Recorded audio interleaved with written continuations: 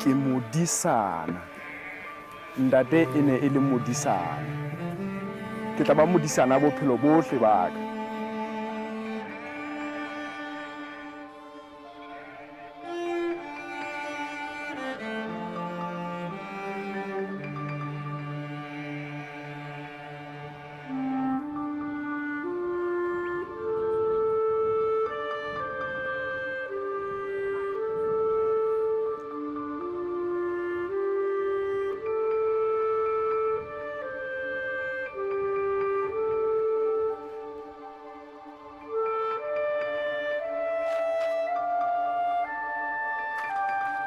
We're in the mountain kingdom of Lesotho, a landlocked country that's often called the kingdom in the sky.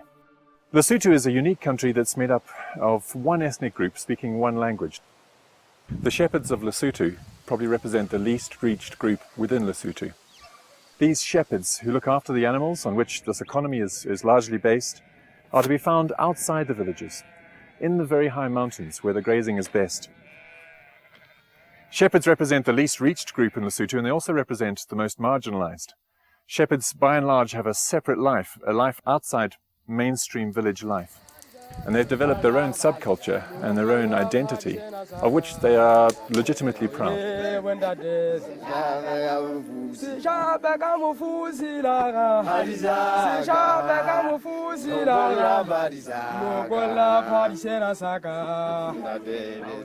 These are people who have tremendous skills and knowledge, and yet those are skills and knowledges that are often undervalued or not valued at all by the mainstream culture and village life.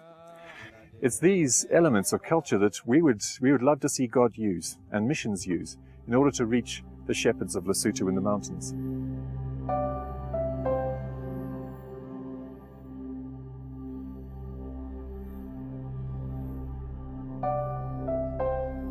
Churches are found throughout Lesotho except for the mountain regions where the shepherds live. This is one area where you will not find a church. One of the reasons for that is that traditionally the church in Lesotho is very literacy based. The literacy rate in Lesotho is very high compared to other African countries, and the church has traditionally used literacy as a means to evangelism. This does leave many shepherds beyond the reach of the mainstream church, because by and large shepherds become shepherds when they are young, 5 or 6 years old, and they don't have the opportunity to learn literacy skills. 12 years ago, Steve and Pam Hill from AIM started a ministry to reach shepherds in Lesotho.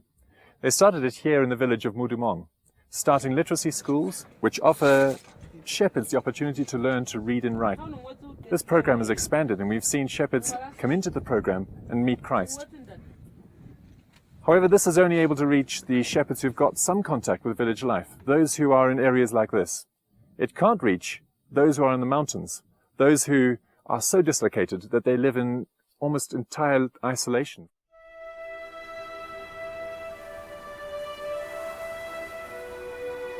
Conventionally, translating the gospel into somebody's language normally means giving them the scriptures in their own language. However, here we want to use the oral literacy skills that the shepherds have to create an orate Bible school. A Bible school that will teach shepherds the Bible, will teach the theology that surrounds them, so that they might be prepared to explain the gospel, explain the very rich gospel that we have in the Bible.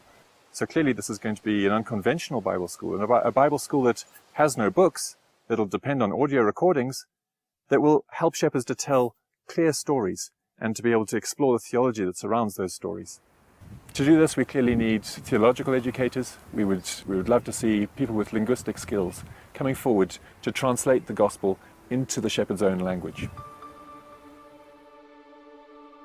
Throughout Scripture, we can see that shepherds have played a central role in God's story. And I think it's typical of God to use those whom we consider weak to shame those who are strong, those whom we consider to be uneducated to shame those of us who believe that we are so wise. Shepherds are a people set apart, but we trust that these are people set apart for God's purposes, and we long to see shepherds of animals accept the calling to be shepherds of men.